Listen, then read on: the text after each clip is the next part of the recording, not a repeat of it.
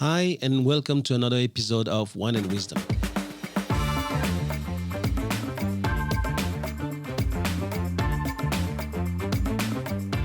I'm Thomas Le Hoang, and you're listening to the TL podcast, where knowledge is shared and no one takes themselves too seriously.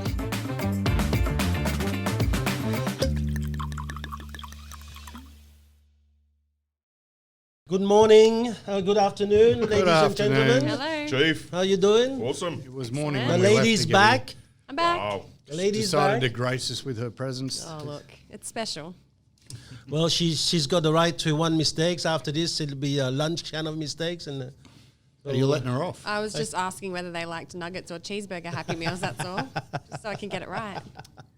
it's not letting her off. We didn't really set the date. Mate. Oh, You soft. it's only Mate, you're been getting every second week for the last Favourite 2 child. years. Coming back to your cheeseburger and nuggets, look at the size of us. Does it look like we're fussy? Seriously. How you boys going? How Yeah, awesome, man. yeah? Awesome. All right, so let's have a look. What have we got? Which one are we starting with today? Yours. Oh, we're starting with mine. Yeah. Okay. That's the order of it. You got to tell people what it Oh, you've is. already opened it for I me. know you haven't been here often. That's right. I'm still the new kid on the block. Mm-hmm. It's a New Zealand wine. It's a Pinot Gris. It's a cute bottle, and that's why I picked it. You pick your horses the same way. I don't do. you? I pick it off the label. If I like the label, I give it a go. But it was a New Zealand wine, and that's what attracted me to it. Cool. What year is it? 2020. Okay, well, let's have a look. COVID COVID wine. wine. COVID wine. Fine. So what do you think about this month's Stoics? I liked it. Pragmatic. What does pragmatic mean? That's a question that we're going to explore. This. No, He's very pragmatic self-focused. is when you decide whether something is right or not by looking at its practical application. So It's a good one. when you're looking at a philosophy, for example, and see whether it is working, you look at its applications. Then you, if it works, you go, oh, well, I now believe in it. And I think that that's what makes something pragmatic. Okay. Okay? So, someone basing decisions off emotion versus Facts. facts and figures and Yes, also practical versus application. theories. Yep. Right? So you can say certain thing in theory, and a pragmatic would always say, no, I don't want to say it that way. Let me try it first. If it works, then I believe it. Yeah. And that's the approach. Cheers. Cheers, guys. Cheers, lady. Cheers. Leave me hanging. Oh, you guys made me. I can't get rid of it. It's nice. Actually, What? it's been a while since we've gone back to something a bit fruity, you know? Yeah, it'll be sweeter. We never done fruity. I was going to bring There's a reason Moscato, but for I that. was picking my audience thinking Oh my they're not God. going to like Moscato. Oh, I'll get a Moscato into me. You'll drink anything. You bought the non-alcoholic stuff, mate. Oh, that was a most That's very disgusting close. I know that you drink anything, Cam. I'm not concerned about that. We won't go into detail. Righto.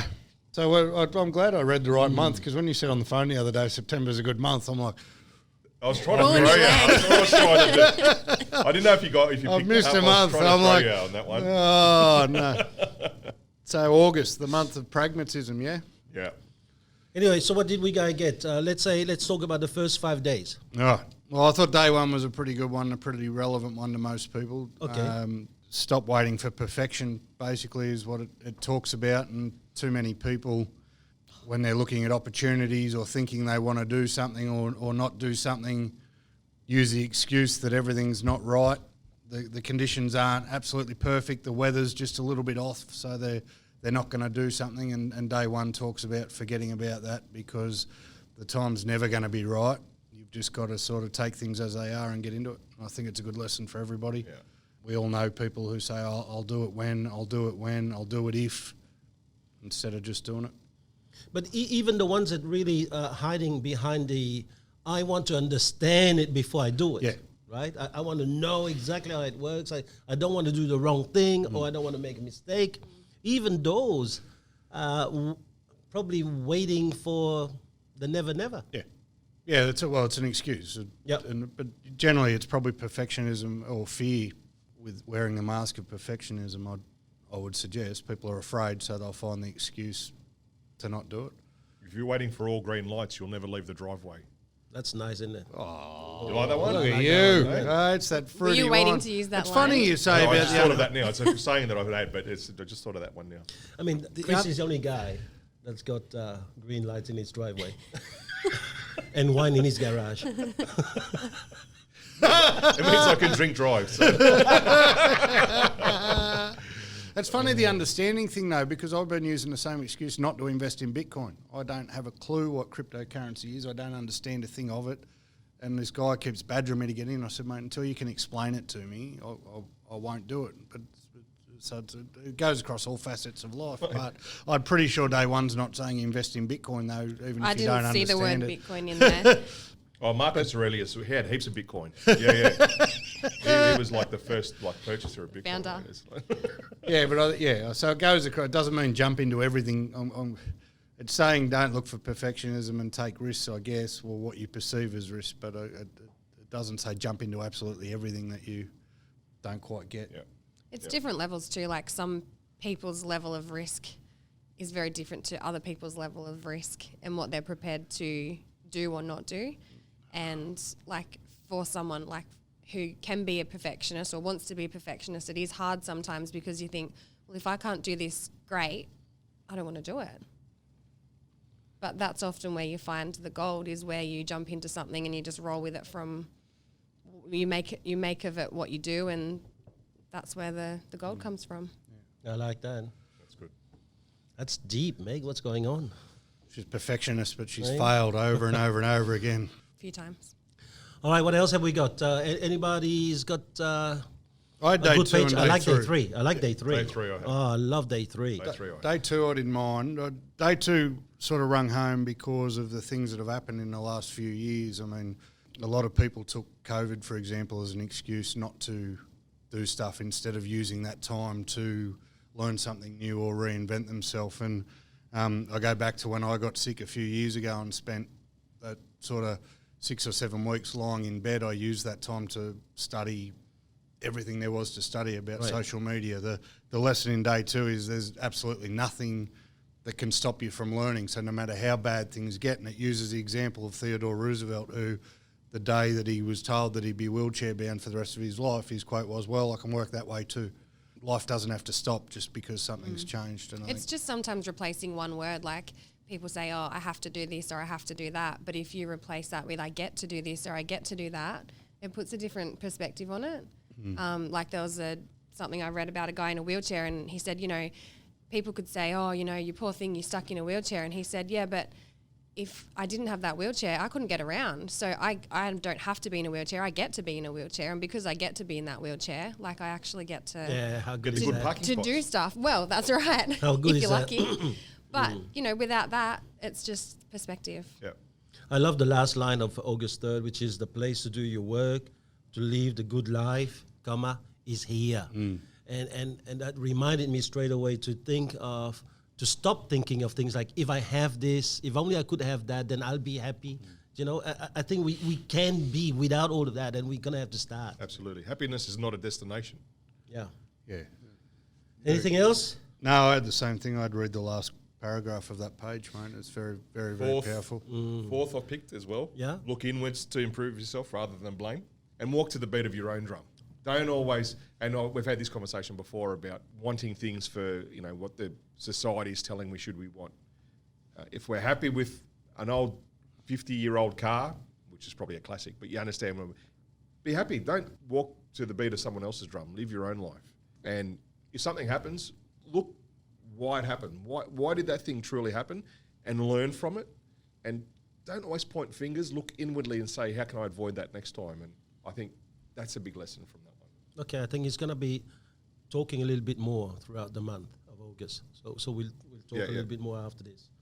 Okay, so what about between August 6 and 10? Anyone's got anything to share? We're at 7. Yeah? I thought 7 was a really good one for a table full of real estate agents, to be honest, because it talks about not letting your environment define what your principles are, rather having your principles and your values and sticking to them no matter what. And it talks about Abraham Lincoln and how we revere him, but sort of leave out in a lot of our conversations that he was actually a politician, because all of the traits that he had that everyone wants to espouse to aren't normally what you see in a politician. And I think it struck me as something worth talking about, because we're real estate agents and we've got the third worst reputation on the planet for doing the wrong thing by people, and it's very, very.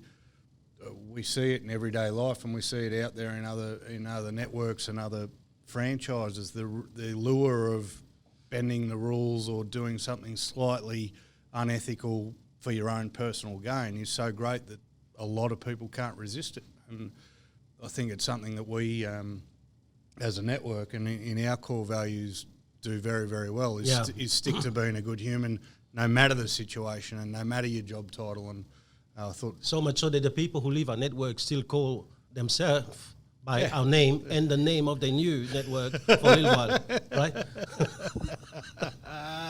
While making threats the whole way, but we're not going to get into it, mate. We're not going to talk about that. But I thought it was a good lesson. Just because you're a real estate agent doesn't mean you have to be a bastard. And just because I wish the politicians had read Day 7, because just because you're a politician doesn't mean you have to be a grub. And yeah, unfortunately, we see it. Yeah. Too many of them are. I like August the 8th because quite often people want to do things, but they also want other people to make things favorable to them. And I like that 8 because it says, doesn't matter where people are at. You just do your bit. Don't wait for everyone to join in kumbaya before you start giving your 100%. And that's important. The key for me is whether you 1 or 1,000, just start that journey. I think it touches sort of on the 1%ers, like just do what you can now, like to put your touch on whatever it is that you're wanting to do or you're wanting to start, just start from wherever it is now. And it ties itself in with Day 1, which Exactly is not waiting for the right moment, because the right moment's never quite right. Ready, fire, rain. Yep. What about August 9th? Anyone's got anything out of that? Don't see things worse than they are. See them better than they are, or better than they are, just as they are. Take things for face value. Don't read into it. Don't loop it in your head. Just take the facts. Don't react. Take a moment.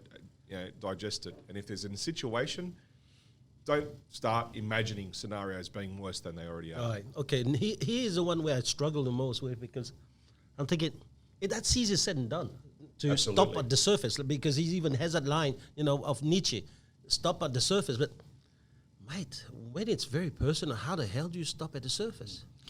it comes back to what we were talking about the other week, sometimes taking yourself up above and looking at it from a different point of view. Like, try to remove the emotion a little bit out of the situation, it can be very difficult. But what you often find is that how you see things is swayed based on what's happening with you at any point in time. So you could be in a really good mood and something could happen, and it would maybe bother you a little bit, but you go, oh well.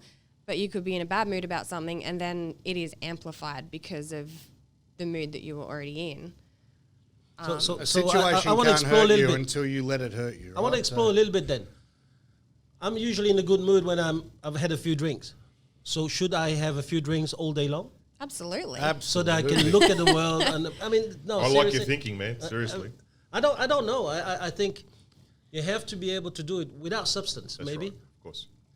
Yeah, I don't mean like to do with drinking or anything like that. I think it's just, you know what it's like. If you're in a positive headspace, then you look at things differently. You could look at a rainy day and think, oh God, it's shit today. It's raining. It took me X amount of time to get down the freeway, whatever it is, got wet hair. Or you could go, wow, it's raining. Like, we haven't had rain in ages. That's awesome. Look, as adults, we're conditioned to take things personally from the time we're born, and we're taught these sort of reactions.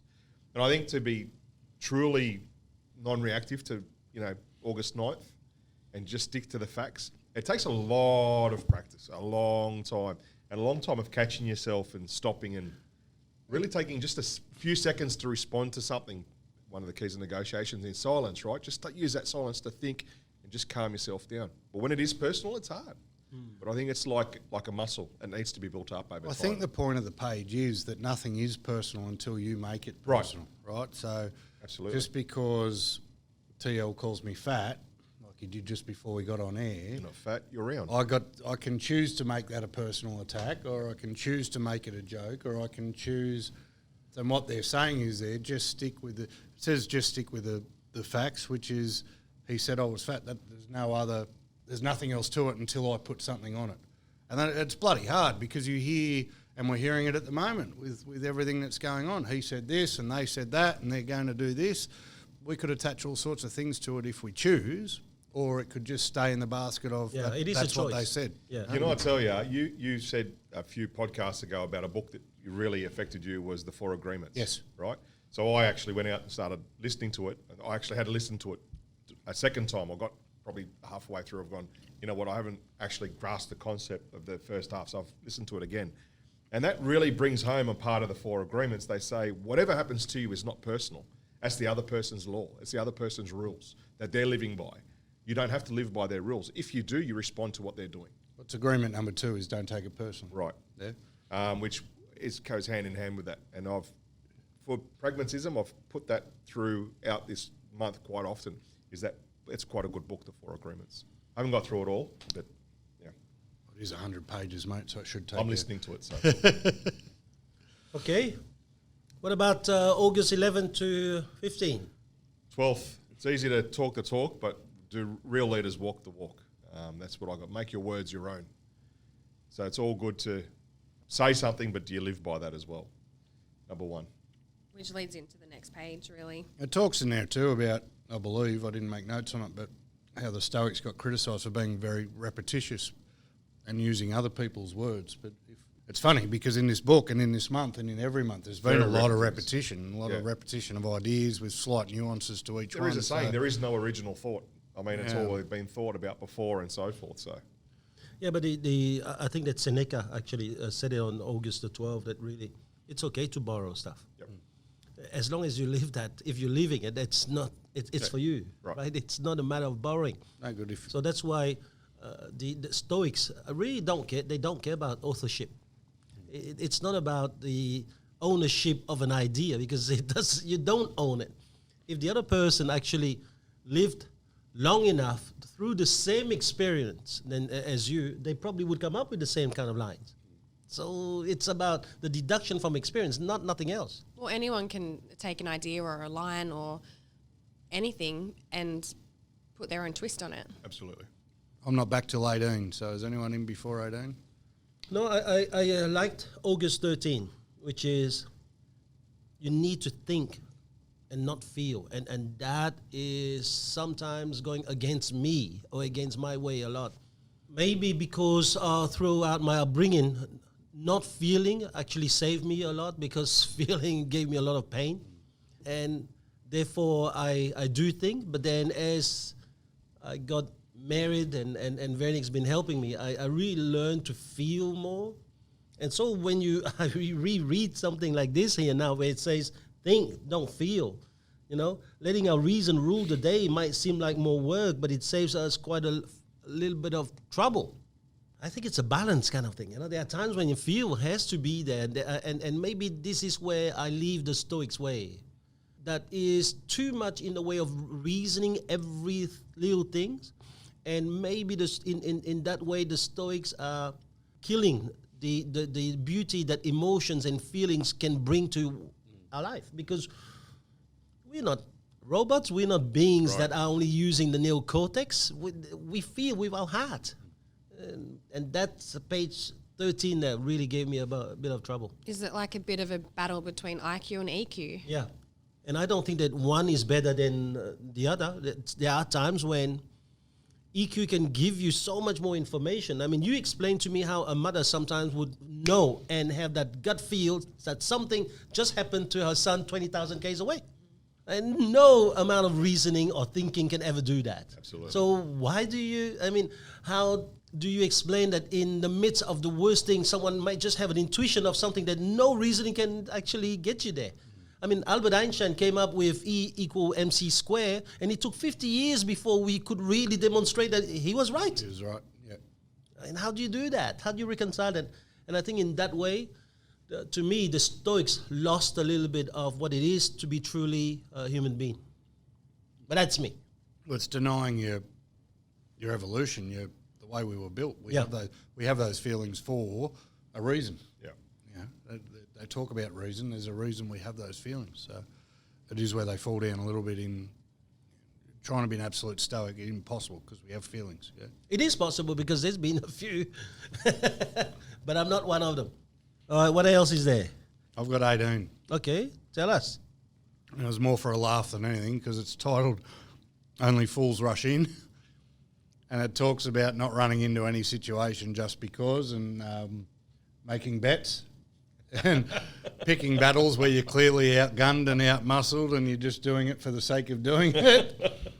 And to me, I think that's a bit boring, to be honest, and a shit way of living life because You're not feeling it, are you, Ken? Oh, where's the fun in that, mate? Like, I've got no issues making a bet with something over someone stupid or challenging someone to something where I'm clearly know I'm not going to win because, it's a bit of fun, makes for a good story. So I know it's taking a much more serious thing to it, and it talks about choosing your battles for being the smarter, and I wish, but you guys know me, and as soon as there's a battle to be fought or a competition to be won, regardless of the consequences, Mr. Competitive's there. I'm jumping in, and it's probably has the pages right. It has probably cost a lot more heartache and bad consequences than need to be done. So the smart play would be to choose your battles more wisely, but I haven't got that mechanism yet. I haven't got that switch in me, so I'm lucky. I might have people around me who do, but I thought that was.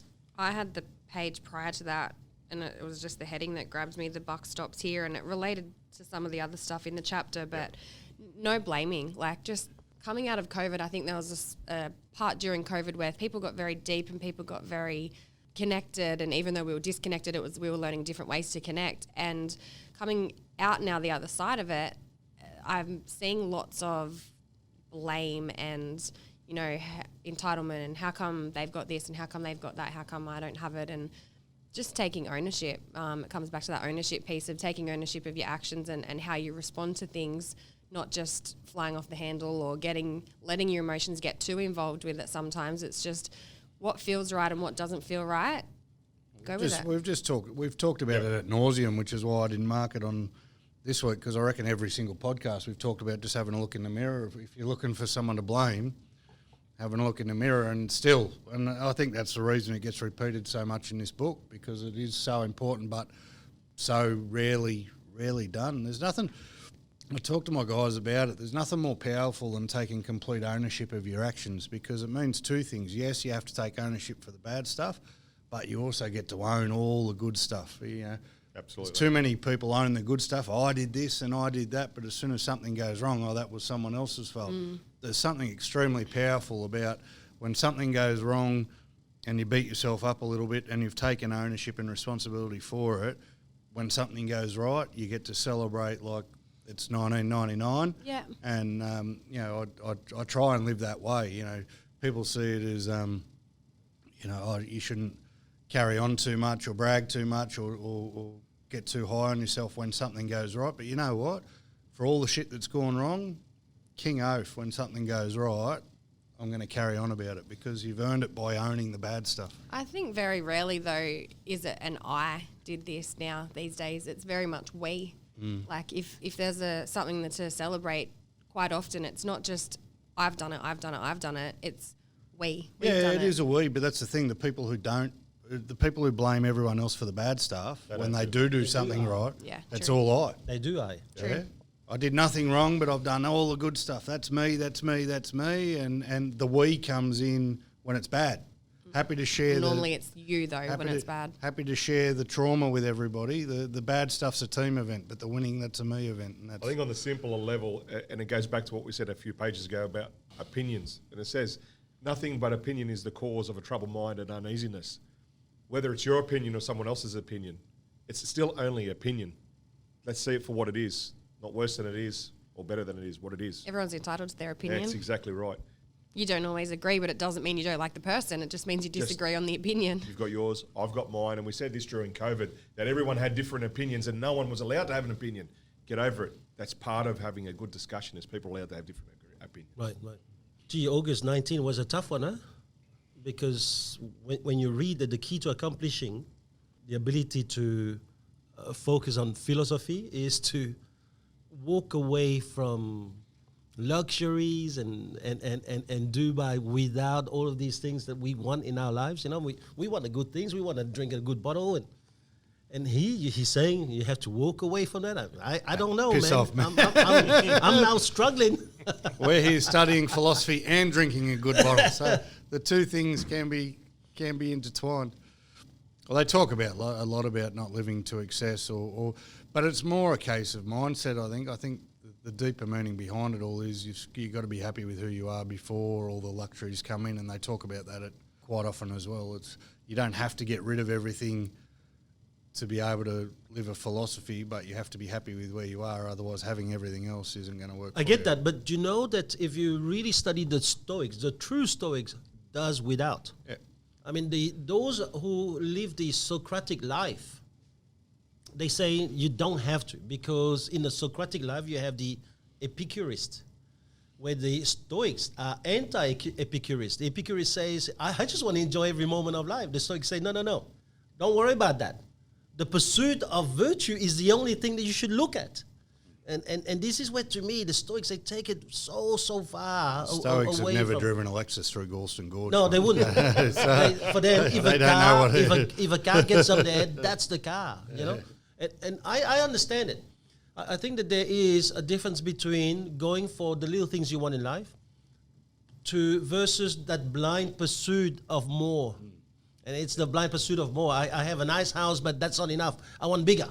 And in the pursuit of my bigger, this is the problem. I now deny someone to have things. I now take away from someone else. I now change the rules of how my business works so that more of mine keeps on going, you know? And I think that's what they try to explain. Trying to stop the greed. All right, what about 21 to 25? Anyone? 22. Yeah, 22. Okay. Yeah. I liked the bottom paragraph, but it just started with, if you give things more time and energy than they deserve, then they're no longer lesser things. You've made them the important things, and you're actually taking away from time and headspace that you could be spending on more important things. Yeah. I want to pull it apart a little bit. I wrote it down too, but not necessarily to get inspired by it. Try telling, I don't know, I'm going to be very general here so no one get offended, but try telling a 19-year-old that the fight they've just had with their girlfriend over Not answering a phone call. not answering a phone call or replying to a text message is a small thing. Now, To us. to us at the moment, and so I've written here, small things tend to come with experience. You don't know it's a small thing until you realise it's a small thing, but you only realise it's a small thing when something worse happens to sort of increase your field of view on what is worth and what is not. So Yeah, but it's hold very on, hard hold to on. teach don't sweat the small things, because what you consider small and what I consider small are very different things. And we've had those conversations where I'll ring you up all unhappy about something and you just laugh your ass off. Because But to doesn't you, that put perspective on it, though, sometimes when someone does that yeah, to it you? does. But that's what I'm not exactly it does. But Yeah. I'm saying what I'm getting at is sometimes, well, I believe that It's your as you travel interpretation. through life, the things get smaller. You know, Yeah, what I but mean? it's not necessarily that things get smaller. It's different perspective. Like to a 19-year-old, you know, not getting a phone call from their boyfriend or girlfriend is big. And to them, maybe walking around the house without turning off the lights is small. Where for that, it's the opposite.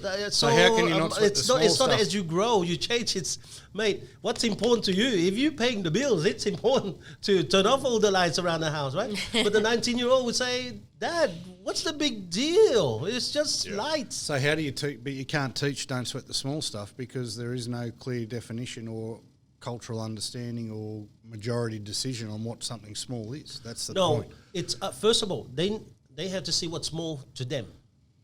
And once they know it's what's more to them, then yes, do not sweat it. My wife has to vacuum 3 times a day. To me, small thing. To her, end of the world if it doesn't happen. Good luck getting those two. 3 times a day. Oh, mate, if it's been don't even get me started. But and I'm the worst bloke in the world for not giving a rat's ass. Like, sit down, relax, watch a show for God's sake. Yeah, but I look at it differently. I go, she's probably trying to send you a message, you're a dirty man. Yeah, Here but you I go. don't care. So why do That's a small thing to me. Stop molting, mate. That's a small thing to me. Walking in a leaf for the front yard doesn't rate on my radar of things to worry about. So, Fair enough. and then 23, 23 I thought was good only because of one of the rare times in the book where it actually gives you a tool that, you know, we say don't sweat the small stuff, but that's not a tool you can actually go out and use, where 23 gives you a languaging tool that you can use with people that would probably save a whole lot of arguments, and it's basically down the lines of, instead of telling someone how they should live, explain to them why they should live in certain circumstances. And instead of telling someone, I think it uses the example, I don't know if it uses the example of drinking is bad, or instead of telling someone don't do that, that's bad, explaining to them why in certain situations. So maybe if someone explained to me why it was important that the house got vacuumed 3 times a day, I'd be more inclined to... It makes your wife happy. Instead of getting told the house has to be cleaned 3 times a day. But I thought it was good because it actually gave a tool someone could potentially use to save a lot of discussions. Yeah. Maybe you should ask her why. And then you'll No, understand. I'm using my wife, which is going to get me in trouble. But take it into the workplace, all right? Why do we have to do 150 calls a day? Instead of do your 150, you didn't do your 150. If you don't do your 150, you're gone. Yeah. Here's why we do 150. It's talking about getting more buy-in through the language that we use. Well, yeah, tell it. Is. Yeah, there you go. That was it. I like 24. Pillage from all sources. It sounds like a bad Is that Frank because you work in Bankstown? I'll never be ashamed to quote a bad writer with a good saying. And I've written down here, don't let a belief about something stop you from learning from it. So if you've got a negative belief about a politician or another business or whatever, but they've done something good, or they represent something well, or they're achieving something you want to achieve, don't stop yourself learning from that person or company or whatever it may be, simply because of the fact that your opinion of them is not where you believe it should be, where they should be. So I really like that. Yeah, I actually read it differently. I read it as, there's a lesson in everything you look at. It's not about pillage. I think that, to me, the usage of the word pillage is look at it intently. Look for lessons everywhere, rather than just sit there, enjoy the moment, look for it. I mean, I just finished a podcast with Phil Harris in South Australia. He is number one. And I think he's very big everywhere else. He's got 180 people working for him, right? And I was only interested in one thing. He's been in real estate 20 years, and I wanted to know why is it he still has that passion today, 20 years after he started. And it was as if I was looking into a mirror. Not that I'm as good as him, but the philosophy was the same. And he said, Thomas, I've got a passion for people. I just want to see the best in them. And to me, it's a lesson. You look for that and you ask enough questions, you will get it. Call it pillage? Yes, but you just have to do the work. Even to go out and pillage something, you have to work to get that, right? So the lesson for me after that podcast was very simple. The people who last in real estate, the people who last in any field, are the people who find a passion way, way beyond money. That started from day one, and they'll never die. That's the amazing thing, they'll never die. Okay, what about the last few days? 26th to 30th. 25, can I talk about 25? Because it touches on a conversation you and I had the other day, TL, about certain things. It talks about respecting the past, but not letting the past be your only reasoning for the future. And a lot of people use past experience, I've been doing this for 20 years, to not be open to new ideas and to not progress and not see the bigger picture when it comes to expanding their businesses, their lives, or taking chances on different things. And I thought it was people that are stuck in the past have a closed mind to the potential of the future. People who have been burned from 20 years ago who still hold on to everything as if it has to be theirs, or, in our game, people who don't understand the fact that a sold sign breeds a sold sign regardless of whose sold sign it is. And you see a bit of that where people stuck in the old school haven't opened their eyes to the potential of the new world. And because we had a conversation the other day, I thought 25 was fairly relevant. There was a line in there that talked about today's conservative ideas were once considered controversial, cutting edge or innovative. Yeah. So things that we take for granted now that are just part of our everyday life, like using an iPhone or driving a automatic car or something so simple that we just consider the norm, was once something that was like mind-blowing. understanding that there are going to be new ways of doing things. And just because it did work 10 years ago doesn't mean it can't be improved, because Uber. every year we see, to steal one of Thomas's favourite analogies of Formula One, they bring a new update every 6 months. And some work and Every some 6 don't. days. Yeah. Some work and some don't. Imagine if Formula One said, 20 years ago the car worked like this, so that's how we're keeping the cars. They wouldn't be doing real good today. It's not even an older generation thing, because I've seen some kids, young 20-year-olds, because they've been so heavily influenced by their parents who are stuck in the past. They're stuck in the past and not open to new ideas and not open to new ways of doing things. So Yeah, but the past may become the future, man. Sometimes I sat there and thinking of opening a holiday camp where there's no mobile phone, there's a landline, and sometimes you just go to your neighbor, knock on the door and say, "G'day, how are ya?" It's that old thing might be the new thing, maybe the in thing in the future, So it gives me an idea that what's being done today may be obsolete tomorrow, but the day after it may be the new thing. Does the go 360. around in circles. I love 27. I don't know if anyone had... I had 26 just real quickly. It Yeah. was seeking out shipwrecks, talking about in bad times, find the good. And I put down sometimes the best presents become poorly wrapped. We grow when we go through adversity. It's like a muscle. You tear the muscle when you're working it out. We grow through adversity. So don't be scared to do the hard stuff and have those hard conversations or do the hard things in life, because that's where we find the better side of life. That's just what I got out of that. 27 was laugh about it. Says no matter what happens, try and choose laughter over crying. And I love it because you and him and I, TL and I, have been doing that a bit to each other lately. When I said before, whenever I ring him with something shit, he just laughs at it.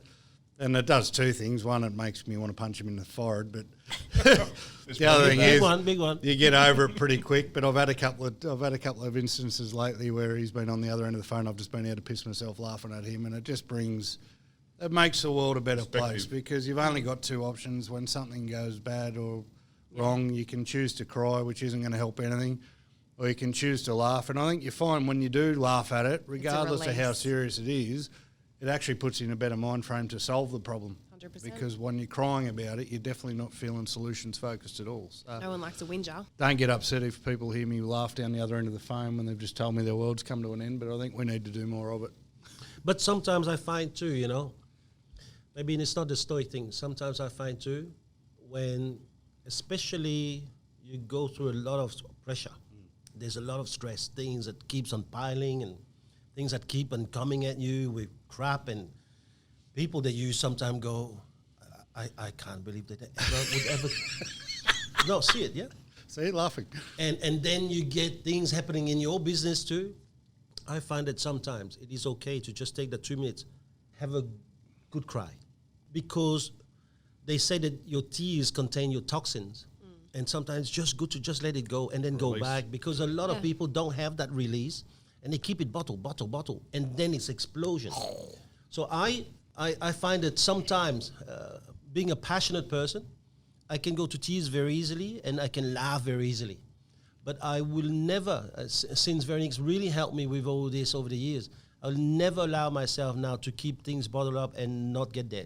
Obviously, I don't sit there every time that there's something bad and go to tears, but I know when there's a moment when the release valve has to be hit. It's so hard, and you can't tell anyone. Like you sometimes you get to a certain level where you can't tell anyone because they don't expect that from you, and they want you to be there to hold their hands. And so you have to find that release valve and go, let it go, 2-3 minutes, restart. Yeah. It's maybe not on the individual not to cry, but maybe it's on the people around them to laugh, to help you. Helping them see a different Yeah, the last thing I perspective. want to come across is saying it's a bad idea to cry, because I'm a blubberer from way back. It doesn't take much to get me going, but to have someone else when they're on the other end of the phone or in the conversation who can find the humour in it, and it turns it into a 2-minute event, like Thomas is saying, instead of a 2-day event, which is important. You're carrying that shit like luggage. Yeah. Instead of releasing it. Yep. Anything else, people? Only 31, which is completely irrelevant to me because I've never been wrong in my life. Well, I had, either, sorry, but 29 before you get there. Want Yes, I nothing like 29. equals have everything. And again, that comes down to be happy now. Be happy with what you have. It's okay to want more, but be happy with what you have and appreciate it. And if you can work out that you want for nothing, you already have everything. Yeah, that's nice, isn't it? I think it's wonderful. And then, just 31, remember your own wrongs, which means, don't be so quick to judge people or get upset at people or cut people off. That was a good one. Because of your new standards, because there's a very good chance that not so long ago you weren't upholding those same standards which you're judging other people by today. And it's an important one for me because I still fall back into the trap of labelling people or forming my opinion of people of stuff that they've done that I would have just as easily done not so long ago myself. So it's a theme that I've covered a little bit this week with the team, but it comes back to the intentions versus actions thing. Like you always judge yourself on your intentions, but you'll judge somebody else on their actions. And when you actually sometimes get to show people the intention behind it or explain on a deeper level why. Like people judge things on base level. They don't see what's behind it. They don't see why we make sometimes the decisions that we have to make. And it's the intention versus action thing. It says in there that no one goes out of their way to do the wrong thing, which I don't necessarily agree with because some people do. Yeah. And nobody goes out of their way to be incompetent. No one wakes up every morning going, I'm going to stuff this up as bad as I can. Right.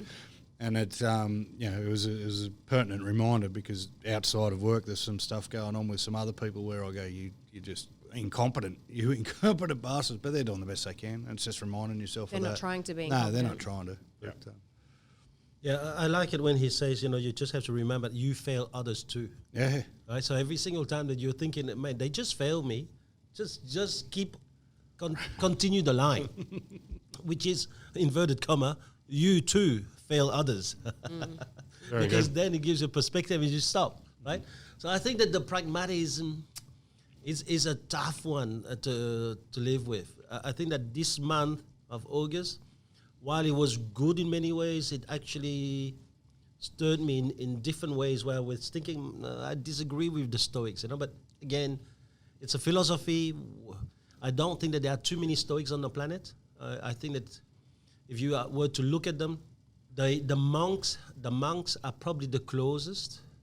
And again, probably some.